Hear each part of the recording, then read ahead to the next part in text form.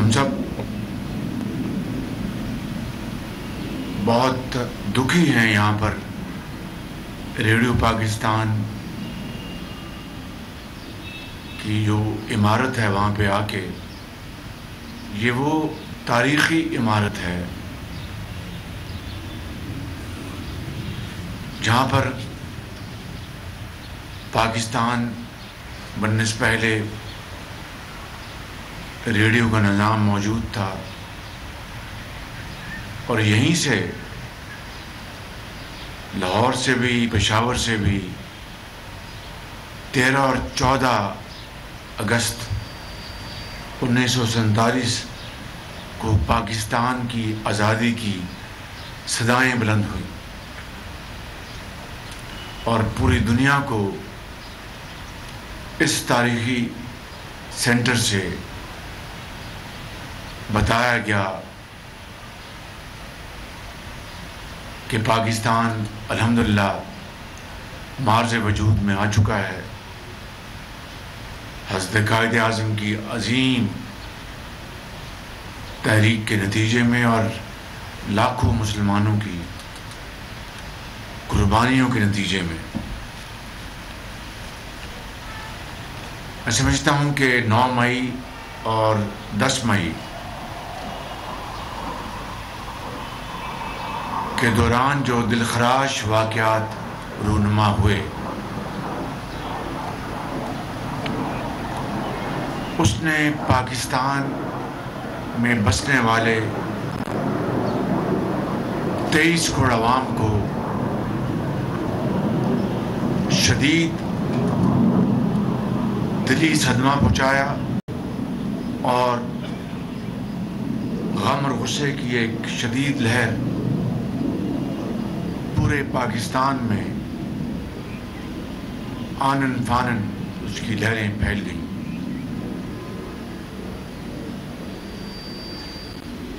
جس سینٹر سے آزادی کی صدائیں 1947 میں بلند ہوئیں، اس کو جلا دینا، راکھ کا ڈھیر بنا دینا، یہ کہاں کی حب الوطنی ہے؟ میں سمجھتا ہوں کہ اس سے بڑھ کر ملک دشمنی کو ہو نہیں سکتی، اور ساتھ ہی ملک کا چاگی کی جو یادگار تھی اس کو راکھ بنا دیا، بالکل توڑ پھوڑ دیا۔ حالانکہ یہ یادگار پاکستان کی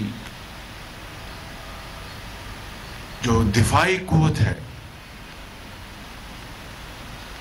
یہ اس کا ایک شاہکار تھا۔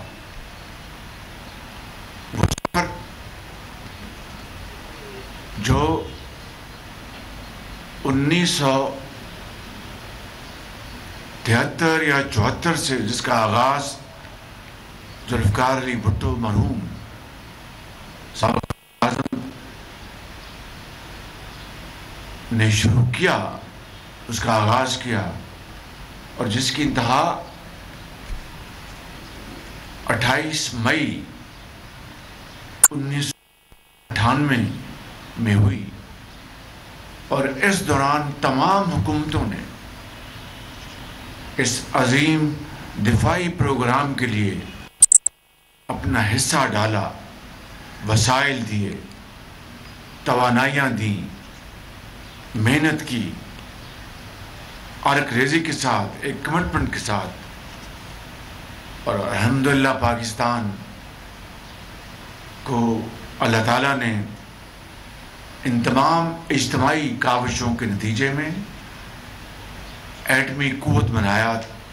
اور قیامت تک دشمن پاکستان کی طرف میلی آنکھ سے نہیں دیکھ سکتا۔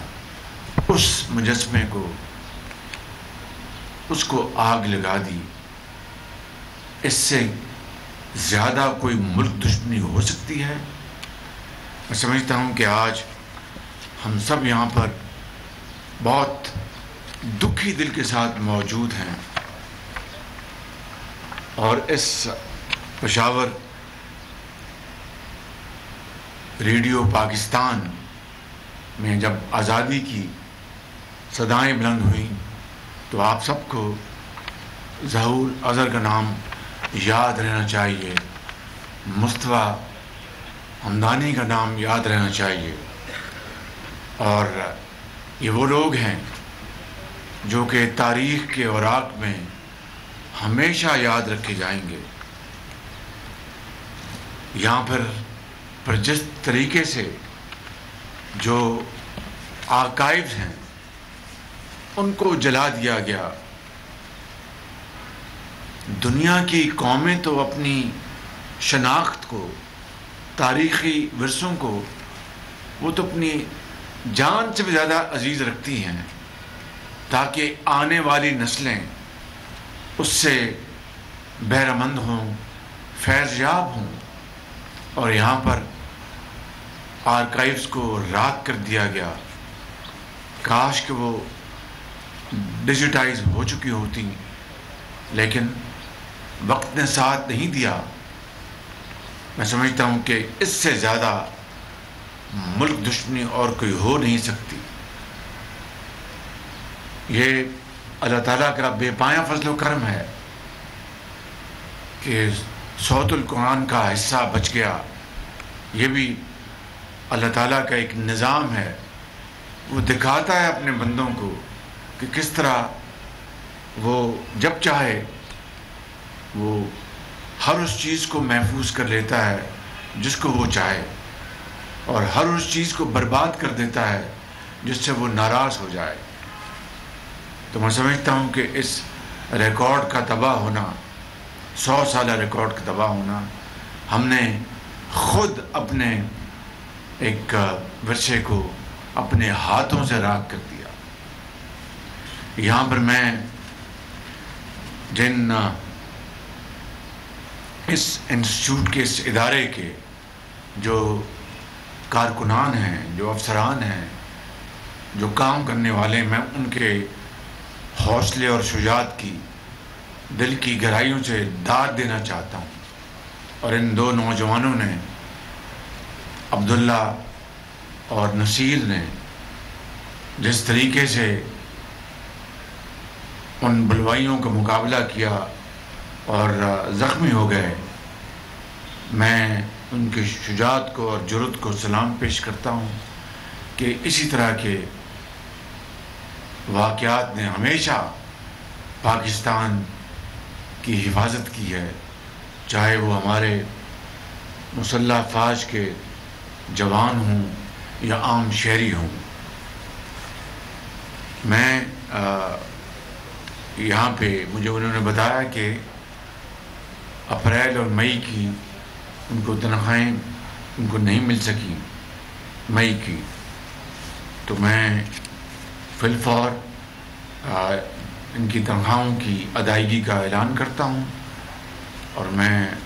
شکر گزار ہوں وزیر خزانہ کا کہ جنہوں نے یہ مجھے فرمایا کہ آج ہی اس کا وہ بندوبست کر دیں گے، اور انشاءاللہ یہ فنڈز وزارت اطلاعات کے ذریعے آپ کو انشاءاللہ اگلے 48 گھنٹے میں انشاءاللہ یہاں پر پہنچ جائیں گے تاکہ آپ کی مئی کی تنخواہیں آپ کو مل جائیں۔ میں آخر میں یہ کہنا چاہتا ہوں کہ یہاں پر میرا یہ جو دورہ ہے اور میرے تمام ساتھیوں کا، یہ محض ایک نمائشی دورہ نہیں ہے۔ یہ دورہ اس تاریخی جگہ کا اس بات کا ثبوت ہے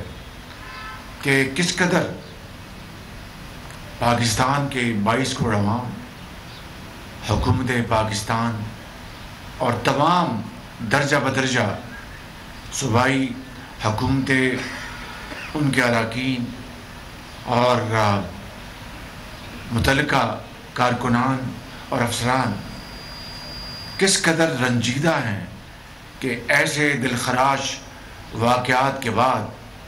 ہمیں اس بات کا اب اندازہ ہونا چاہیے کہ जिन लोगों ने ये इंतहाई शर्मनाक काम सर अंजाम दिया, उनमें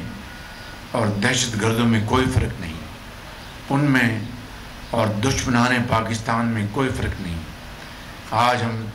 इस बात का यहाँ पर अहद करते हैं, उस खुदाए बुज़ुर्ग बरतर को गवाह बनाकर, कि हम अपनी तमाम तवानाइयाँ मुज्तमे करके हम इंशाअल्लाह पूरी कौम मिलकर इस बात का अहद करती है कि नेवर अगेन ऐसे वाक़यात का, जो कि हमारा अज़ली दुश्मन भी ना सोच सका, वो अपनों ने दुश्मन बनकर, दहशत गर्द बनकर ये वाक़यात जो उन्होंने सर अंजाम दिए हैं, कानून और आइन के मुताबिक उनको ज़रूर सज़ा मिलेगी, ताकि क़यामत तक कोई दोबारा इस तरह की जुर्रत न कर सके। मैं मोहतरमा मरीम औरंगज़ेब साहिबा को गुजारिश करूँगा कि यहाँ पर मरम्मत का काम फिलफौर शुरू कराएं, और इसके लिए यकीनन ये इमरजेंसी में काम होना चाहिए। ये इदारा दोबारा पाकिस्तान और पाकिस्तान से बाहर अपनी लहरों के ज़रिए हमारे अज़म, हमारे क़ुव्वत बर्दाश्त और हमारे वल्वलों का ज़िक्र कर सके कि तमाम मुश्किलात के बावजूद भी इंशाअल्लाह हम कायदे आज़म के पाकिस्तान और इकबाल के पाकिस्तान का ख्वाब ज़रूर शर्मिंदा ताबीर करेंगे। पाकिस्तान पाइंदाबाद। सब्सक्राइब करें और बेल दबाएं ताकि कोई खबर रह न जाए।